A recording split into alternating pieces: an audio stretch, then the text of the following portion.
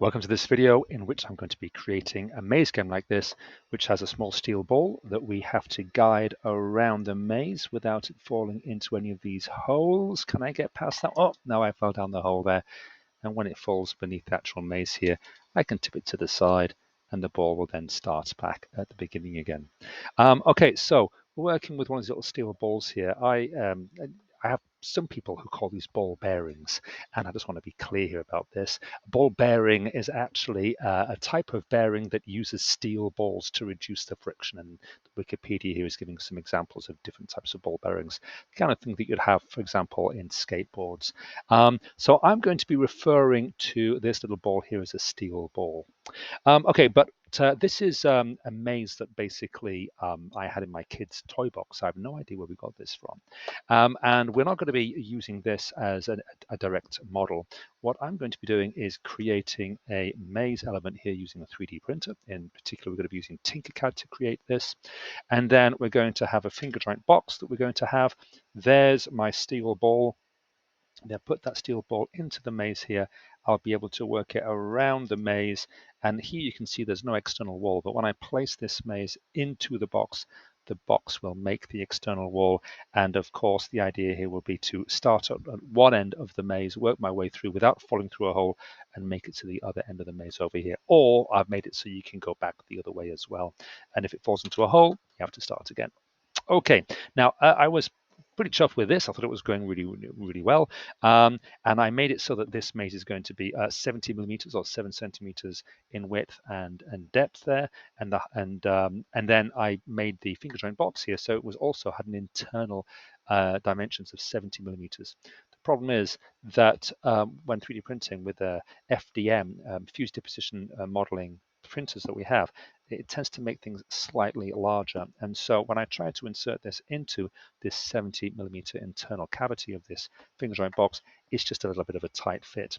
So this won't actually fit in. So as part of this video tutorial, I'm going to be recreating this box, and I'm going to be making it 70.5 millimeters internal dimensions, and that way hopefully this will squeeze in. I'm looking at that and I'm getting good vibes. Should I make it 71? You know what? I'm going to risk it at 70.5. So let's pause the video, and I'm going to be loading up TinkerCAD here. In fact, let's just go for it. Let's bring up the internet here. Let's type in TinkerCAD. Oops. Okay, spell it correctly. Okay, then. So I'm going to log in here, and obviously you're going to log in there with your account.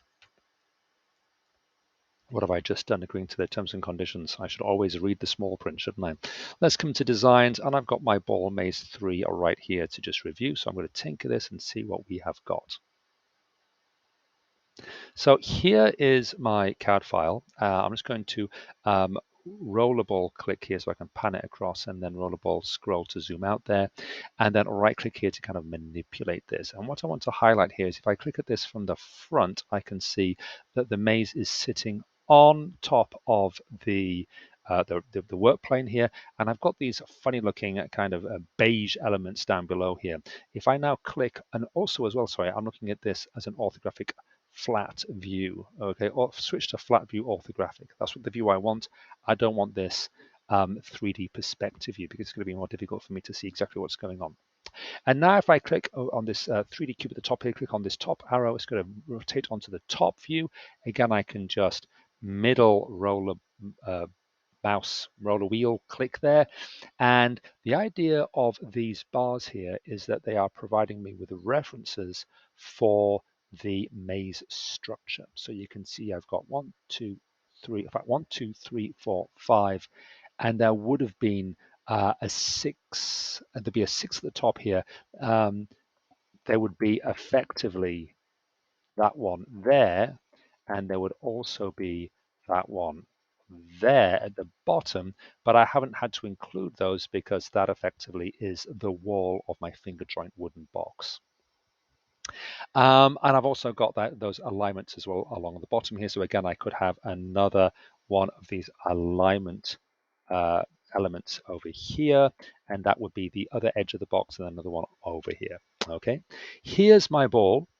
And what I'm going to do here is set my snap grid to 0.5 millimeter, and I can see here now that that ball basically, which has a diameter of 9 millimeters, that's the size that I've measured for the actual ball that we're going to be working with. There it is, that has a diameter of 9 millimeters.